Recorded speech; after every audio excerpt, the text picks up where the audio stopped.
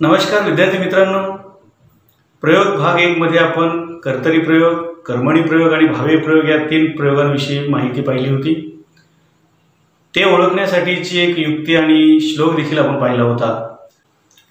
आता प्रयोग भाग 2 यामध्ये आपण कर्तरी प्रयोग, कर्मणी प्रयोग, भावी प्रयोग यांचे उपप्रकार पाहणार आहोत आणि जो मिश्र किंवा संकर प्रयोग आहे त्याविषयी आणि त्याच्या उपप्रकाराविषयी माहिती पाहणार आहोत। कर्तरी प्रयोगाचे उपप्रकार पडतात 2, सकर्मक कर्तरी आणि अकर्मक कर्तरी। सकर्मक कर्तरी म्हणजे काय? जेव्हा कर्तरी प्रयोगात क्रियापद सकर्मक असते, क्रियापदाला कर्माची गरज भासते, तेव्हा ते क्रियापद सकर्मक असतं। मग जेव्हा कर्तरी प्रयोगात क्रियापद सकर्मक असते तेव्हा तो प्रयोग सकर्मक कर्तरी प्रयोग असतो। उदाहरण बघूया। तो पुस्तक वाचतो, इथे पुस्तक हे कर्म गरजेचं आहे। राधा रांगोळी काढते, मुलगा कबड्डी खेळतो। या तिन्ही वाक्यांमध्ये आपल्याला कर्म जरुरीचं होतं, कर्म आलेलं आहे आणि म्हणून या वाक्यातला कर्तरी प्रयोग आहे। पण कर्म असल्यामुळे हे क्रियापद सकर्मक असल्यामुळे या वाक्यातला कर्तरी प्रयोग आहे सकर्मक कर्तरी प्रयोग। पुढचा प्रकार उपप्रकार आहे अकर्मक कर्तरी प्रयोग। जेव्हा क्रियापद अकर्मक असते, क्रियापदाला कर्माची गरज भासत नाही, तेव्हा ते क्रियापद अकर्मक असते।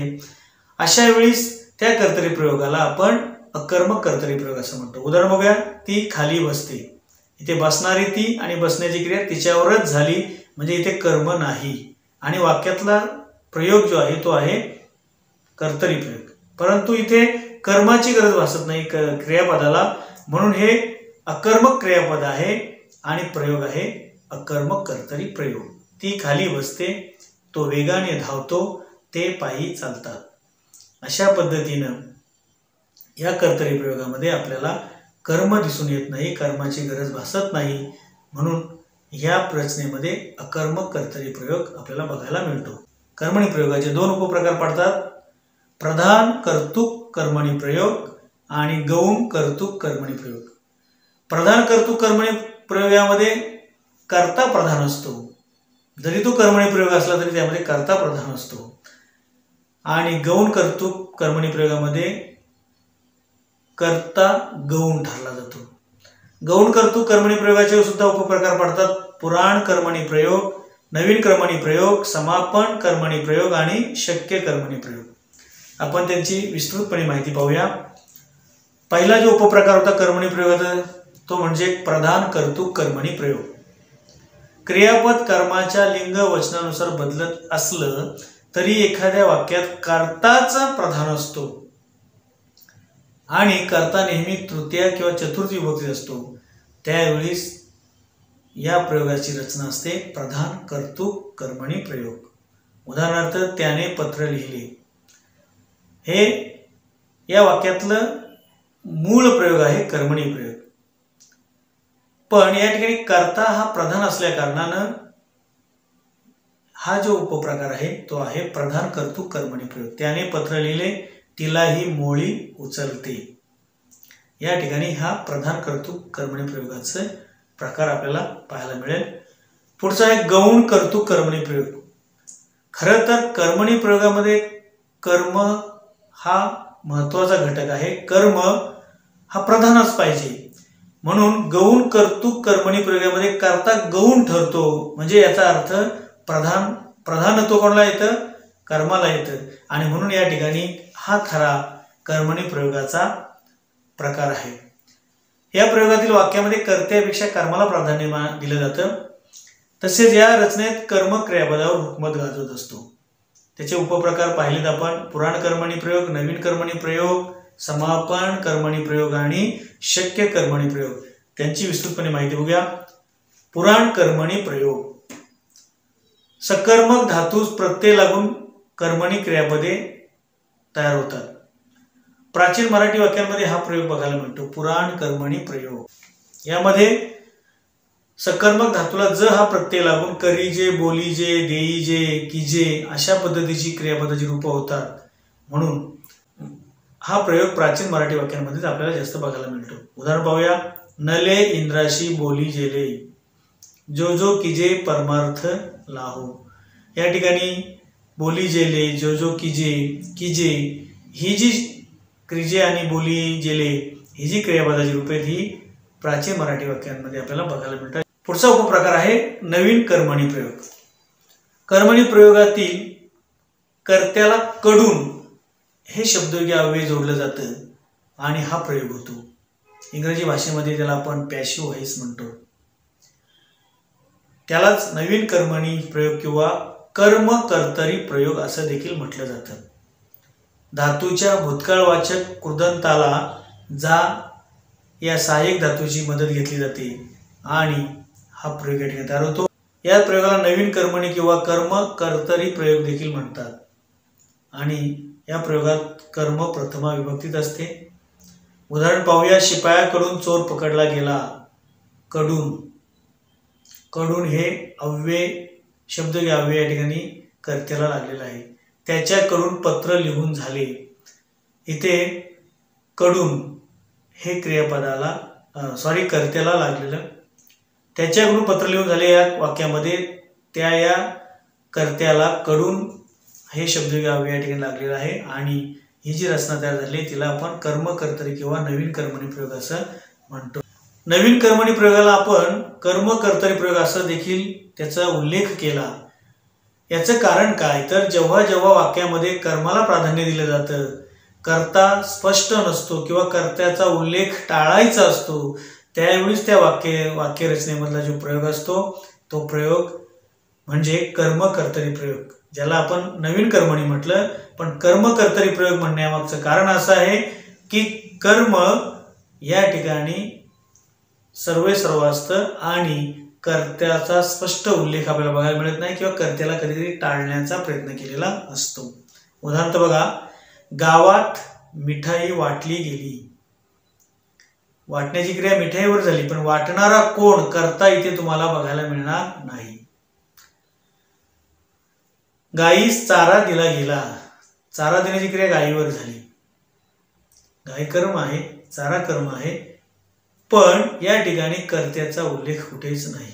म्हणजे कर्त्याचा उल्लेख जाणून बुजून टाळलेला आहे, तो स्पष्ट नाही, ते कर्माला प्राधान्य दिलं गेलं म्हणून या प्रयोगाला कर्म कर्तरी प्रयोग सुद्धा म्हणतात। तिसरा उपप्रकार आहे समापन कर्मणी प्रयोग। या प्रयोगात क्रिया समाप्तीचा बोध होतो। क्रिया समाप्तीचा बोध होतो म्हणजे क्रिया संपलेली आहे हे आपल्याला जाणवतं। म्हणजे ओळखण्याची साधी सोपी खूण म्हणजे क्रिया समाप्ती आणि कर्ता षष्ठी विभक्तीत असतो। कर्त्याला चा, ची, चे, च्या हे प्रत्यय लागलेले असतात। मूळ सकर्मक धातूच्या ऊन कृदंतापुढे हो या सहाय्यक धातूचा उपयोग केलेला असतो। उदाहरण पाहूया। तिचे पाणी भरून झाले। तिचे पाणी भरून झाले, समाप्ती, क्रियेची समाप्ती। मुलांचे चित्र रंगवून झाले। हो या धातूला या सहाय्यक धातूचा या ठिकाणी वापर झालेला आहे। या वाक्यांमध्ये तिचे पाणी भरून झाले, भर हे मूळ धातू आहे, त्याला ऊन प्रत्यय लागलेला आहे भरून, आणि पुढे झाले हे जे सहाय्यक क्रियापद लागलेले ते हो या धातूपासून तयार झालेले भूतकाळी रूप आहे। म्हणजे इथे आपल्या लक्षात येईल की इथे क्रिया समाप्ती होते। अशा पद्धतीच्या वाक्यरचनेमध्ये आपल्याला समापन कर्मणी प्रयोग पाहायला मिळतो। पुढचा आहे शक्य कर्मणी प्रयोग। या प्रयोगात क्रियेची शक्यता, मगाशी समापन क्रिया कर्मणी प्रयोगामध्ये आपण क्रियेची समाप्ती पाहिली, इथे क्रियेची शक्यता किंवा कर्त्याचं कर्तृत्व दाखवलं जातं। म्हणजे कर्ता ती क्रिया करू शकतो, त्याच्यात ती शक्यता आहे हे दाखवण्याचं काम जेव्हा होतं तेव्हा त्या वाक्यामध्ये शक्य कर्मणी प्रयोग बघायला मिळतो। इथे कर्ता तृतीय किंवा चतुर्थी विभक्तीत असतो। उदाहरणार्थ, त्याच्याने आंबे खाववले। त्याच्याने आंबे खाववले, रामाला डोंगर चढवतो। म्हणजे इथे खाववले म्हणजे खाण्याची शक्यता त्याच्याकडून झालेली आहे आणि चढण्याची, डोंगर चढण्याची शक्यता त्याच्याकडून कर्त्याकडून दाखवली जाते। अशा पद्धतीच्या कर्मणी प्रयोगाला शक्य कर्मणी प्रयोग असं म्हणतात। प्रयोगातील मुख्य तिसरा प्रकार म्हणजे भावे प्रयोग। यातील आपण आता याचे उपप्रकार या ठिकाणी आपण बघणार आहोत। भावे प्रयोगाचे 3 उपप्रकार या ठिकाणी पडतात। प्रधान कर्तृक भावे प्रयोग, गौण कर्तृक भावे प्रयोग, अकर्तृक भावे किंवा भावकर्तरी प्रयोग, हे 3 प्रकार पडतात। त्यांची आपण विस्तृतपणे माहिती पाहूया। पहिला उपप्रकार आहे प्रधान कर्तृक भावे प्रयोग. प्रधान कर्तृक म्हणजे कर्ता इथे प्रधान असतो, कर्त्याला प्राधान्य दिलं जातं. पण क्रियापद कर्त्याच्या लिंग वचनानुसार बदलत नाही, कारण भावी प्रयोगाचं वैशिष्ट्यच आहे की कर्त्याच्या लिंग वचनानुसार किंवा कर्माच्या लिंग वचनानुसार क्रियापद बदलत नाही, ते स्वतंत्र असतं. पण तरी देखील प्रधान कर्तृक भावी प्रयोगात कर्त्याला प्राधान्य दिलं जातं. कर्ता तृतीय किंवा चतुर्थी विभक्तीमध्ये असतो, ही त्याची लक्षणे आहेत. उदाहरण पाहूया. तुम्हाला गाता येते या वाक्यामध्ये तुम्ही या कर्त्याला चतुर्थीचा ला हा प्रत्यय लागलेला आहे आणि इथे गाता येते कर्त्याला, या ठिकाणी कर्त्याचं प्रधानत्व या ठिकाणी आपल्याला बघायला मिळतं. प्रधान कर्तृक भावी प्रयोगाचे सुद्धा उपप्रकार पडतात. सकर्मक प्रधान कर्तृक भावे म्हणजे क्रियापद सकर्मक असेल. त्याने वाघास मारले. दुसरा प्रकार आहे अकर्मक प्रधान कर्तृक भावे. प्रधान कर्तृकच आहे, प्राधान्य कर्त्याला दिलेलं आहे, पण इथे कर्माची गरज नाही, क्रियापद अकर्मक आहे, म्हणून अकर्मक प्रधान कर्तृक भावी प्रयोग तयार होतो. उदाहरण पाहूया. त्याने चालत जावे. अशा पद्धतीने प्रधान कर्तृक भावी प्रयोगाचे हे उपप्रकार आहेत. भावी प्रयोगाचा पुढचा उपप्रकार आहे गौण कर्तृक भावी, म्हणजे कर्ता हा गौण असतो. हा खरा भावी प्रयोग आहे. कर्ता तृतीय विभक्तीत असतो आणि क्रियापदाच्या रूपात ज हा प्रत्यय येतो. ही सुद्धा रचना प्राचीन कर्मणीशी जुळणारी आहे. प्राचीन काळातल्या वाक्यांमधली ही रचना आहे. बघूया. त्याला जाववते. त्याला जाववते. उपप्रकार आहेत पुराण गौण कर्तृक भावी प्रयोग. पापात्मके पापे नरका जाई जे. क्रियापदाच्या रूपाला ज हा प्रत्यय येतो. आपण गौण कर्तृक भावी प्रयोग म्हणजे समाप्ती क्रियापदाची, पण प्रयोग मात्र भावे. त्याचे निजून झाले. शक्य गौण कर्तृक भावी प्रयोगामध्ये शक्यता असते. त्याच्याने घरी जाववते. अशा पद्धतीनं भावे प्रयोगाच्या उपप्रकारातले गौण कर्तृक भावी प्रयोग आणि त्याचे हे उपप्रकार या ठिकाणी आपण पाहिले. भावी प्रयोगाचा तिसरा उपप्रकार आहे अकर्तृक भावे किंवा भावकर्तरी प्रयोग. अकर्तृक म्हणजे कर्ता निश्चित सांगता येत नाही. वाक्यातल्या या रचनेमध्ये कर्ता निश्चित माहीत नसतो, म्हणून याला अकर्तृक भावी प्रयोग म्हणतात. आणि भावकर्तरी प्रयोग सुद्धा याला म्हणतात. याचं कारण असं की क्रियेचा भाव हाच वाक्यातला कर्ता समजला जातो. स्वतंत्र कर्ता नसतो, क्रियेचा भावच या ठिकाणी कर्ता असतो, म्हणून याला भावकर्तरी प्रयोग सुद्धा म्हणतात. उदाहरण पाहूया. आज लवकरच उजाडले. याच्यात तुम्हाला कर्ता कुठे बघायला मिळणार नाही. मला आता करमते. करमणारा कोण माहीत नाही, कर्ता इथे आपल्याला माहीत नाही. यामध्ये करमते, उजाडले, हे जे उजाडण्याचा भाव आहे, करमण्याचा भाव आहे, हाच या ठिकाणी कर्ता आहे. अशा पद्धतीच्या वाक्यरचनेमध्ये भावे प्रयोगामध्ये अकर्तृक भावे किंवा भावकर्तरी प्रयोग या ठिकाणी बघायला मिळतो. प्रयोगाचे मुख्य 3 प्रकार आपण प्राथमिक वर्गांसाठी किंवा माध्यमिक वर्गांसाठी पाहिले होते. कर्तरी प्रयोग, भावे प्रयोग आणि कर्मणी प्रयोग. पण आणखी एक प्रयोग या ठिकाणी आपण बघणार आहोत. त्याचं नाव आहे मिश्र किंवा संकर प्रयोग किंवा संकीर्ण प्रयोग. साहजिकच जेव्हा 2 प्रयोगांचं मिश्रण होऊन एखादी वाक्यरचना तयार होते, त्यावेळेस त्या वाक्यामध्ये मिश्र किंवा संकर प्रयोग असतो. संकर होणे म्हणजे या ठिकाणी त्यांच्यामध्ये मिश्रण होणं. संकीर्ण प्रयोगातला पहिला उपप्रकार बघूया. कर्तृ कर्म संकर. कर्तृ कर्म संकर या प्रयोगामध्ये क्रियापदाचं रूप कर्त्याच्या लिंगवचनानुसार बदलतं आणि कर्माच्या लिंगवचनानुसार सुद्धा बदलतं. म्हणजे अंशतः कर्तरी प्रयोग आणि अंशतः कर्मणी प्रयोग. अशा पद्धतीच्या कर्तरी प्रयोगाच्या आणि कर्मणी प्रयोगाच्या मिश्रणातून तयार झालेला संकीर्ण प्रयोग म्हणजे कर्तृ कर्म संकर प्रयोग. उदाहरण पाहूया. तू गाणे म्हटलेस. या वाक्यामध्ये तू ऐवजी तुम्ही कर्त्याचं अनेकवचन करून पाहूया. तुम्ही गाणे म्हटलेत म्हणजे या ठिकाणी क्रियापदामध्ये बदल झाला, म्हणजे या वाक्यात कर्तरी प्रयोग पण आहे. आता आपण गाणे हे कर्म आहे, त्याऐवजी अनेकवचन गाणी घेऊया. तू गाणी म्हटलीस. क्रियापदात बदल झाला, कर्माचं अनेकवचन केल्याबरोबर, वचन बदलल्याबरोबर, म्हणजे कर्मणी प्रयोग पण आहे. म्हणजेच वरील जे वाक्य आहे तू गाणे म्हटलेस, या वाक्यामध्ये आपल्याला अंशतः कर्तरी आणि अंशतः कर्मणी प्रयोग पाहायला मिळतो. म्हणून या वाक्यातला जो प्रयोग आहे तो आहे कर्तृ कर्म संकर प्रयोग. पुढचा उपप्रकार आहे कर्तृ भाव संकर, म्हणजे कर्तरी प्रयोग आणि भाव्य प्रयोग, अंशतः कर्तरी प्रयोग अंशतः भाव्य प्रयोग यांच्या मिश्रणातून तयार झालेला हा प्रयोग आहे. या प्रयोगात भाव्य प्रयोगाप्रमाणे प्रयोग जे क्रियापद असतं ते तृतीय पुरुषी एकवचनी नपुंसकलिंगी असतं. तरी देखील कर्त्याच्या लिंग वचनानुसार क्रियापद या ठिकाणी बदलतं. म्हणजे अंशतः भावे आणि अंशतः कर्तरी प्रयोग अशा पद्धतीचा संकर हा प्रयोग कर्तृभाव संकर प्रयोग आहे. उदाहरण बघूया. तू गावाला जायचे होतेस. तू गावाला जायचे होते हे वाक्य जे आहे यामध्ये बघा, त्याने गावाला जायचे होते, तू नदीवर जायचे होते. म्हणजे इथे कर्म बदलून पाहिलं, कर्ता बदलून पाहिला, कोणत्याही प्रकारचा क्रियापदात बदल होत नाही. त्यामुळे तू गावाला जायचे होते या वाक्यामध्ये भाव्य प्रयोग आहे, शुद्ध भाव्य प्रयोग. याच्यात कोणत्याही पद्धतीचा दुसरा प्रयोग मिश्रण झालेलं नाही. पण खाली दिलेलं वाक्य बघा, तू गावाला जायचे होतेस. या वाक्यामध्ये तू ऐवजी आपण तुम्ही घेऊया, कर्त्याचं अनेकवचन करूया. तुम्ही गावाला जायचे होतेत क्रियापदाच्या रूपात बदल झाला. या वाक्यामध्ये कर्त्याच्या लिंग वचनानुसार क्रियापदाच्या रूपात बदल झाला. म्हणजे इथे तो भाव्य प्रयोग पण आहे आणि कर्त्याच्या लिंग वचनानुसार त्यामध्ये बदल देखील होतो. म्हणजे अंशतः भावे आणि अंशतः कर्तरी, म्हणून या प्रकारच्या संकर प्रयोगाला आपण कर्तृभाव संकर प्रयोग म्हणतो. ते वाक्य होतं आपलं, तू गावाला जायचे होतेस.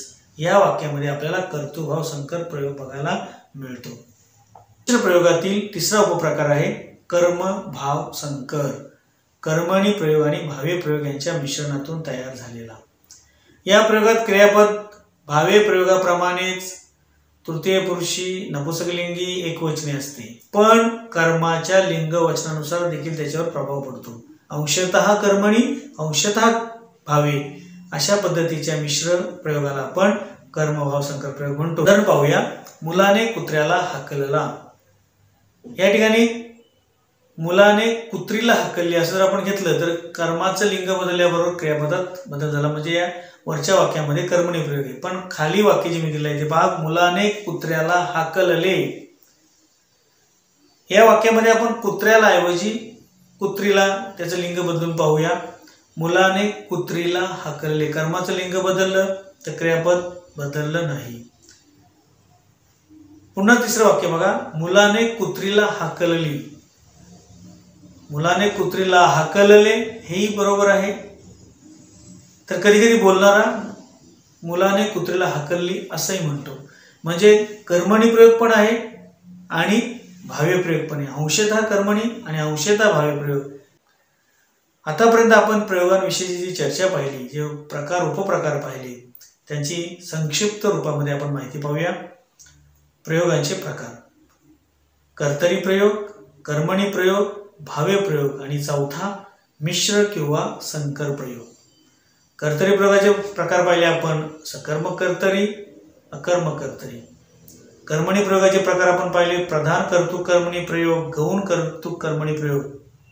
आणि गौण कर्तृक कर्मणी प्रयोगाचे पुराण कर्मणी, नवीन कर्मणी, समापन कर्मणी आणि शक्य कर्मणी हे 4 उपप्रकार पाहिले. भाव्य प्रयोगाचे 3 उपप्रकार पाहिले: प्रधान कर्तृक भावे, गौण कर्तृक भावे, अकर्तृक भावे किंवा भाव कर्तरी. आणि मिश्र प्रयोगाचे 3 उपप्रकार पाहिले: कर्तृ कर्म संकर, कर्तृ भाव संकर, कर्म भाव संकर. अशा पद्धतीचे हे सगळे प्रकार आपण नीट समजून घेतलेत. सराव करा जेणेकरून आपल्याला अधिक पद्धतीने हे प्रकार लक्षात आपल्या राहतील. या 4 प्रकारांचं लक्षणं आपण पाहिली. मी काही तुम्हाला एक युक्ती मध्ये व्हिडिओमध्ये दिली होती. कर्ता कर्मास ओळखतो, कर्तरी प्रयोग. कर्त्याने कर्म ओळखले, कर्मणी प्रयोग. कर्त्याने कर्मास ओळखले, भाव्य प्रयोग. ती 3 वाक्य लक्षात ठेवा. आता आणखी एक श्लोक तुम्हाला ठिकाणी देतो की जेणेकरून हे प्रयोग तुम्हाला सहजपणे ओळखता येतील. बघूया श्लोक. कर्ता कर्म सांगेना ते क्रियापदाशी, दोघांमधला बदल पाहू प्रयोगापाशी. कर्ता असतो प्रथमांत राजा हुकुमाचा, क्रियापद बदलून सांगे प्रयोग कर्तरीचा, कर्म असते प्रथमांत राजा हुकुमाचा, क्रियापद बदलून सांगे प्रयोग कर्मणीचा, क्रियापद असे जेव्हा राजा हुकुमाचा, वाक्यांमध्ये वावर असे भावे प्रयोगाचा, तिघांमधल्या दोघांची होते जेव्हा भेट, मिश्रणातून जन्म घेई संकर प्रयोग थेट. हे चारही प्रयोगांची लक्षणं या श्लोकात आलीत. नीट पाठ करा, लक्षात ठेवा आणि प्रयोगांमध्ये यशस्वी व्हा. धन्यवाद.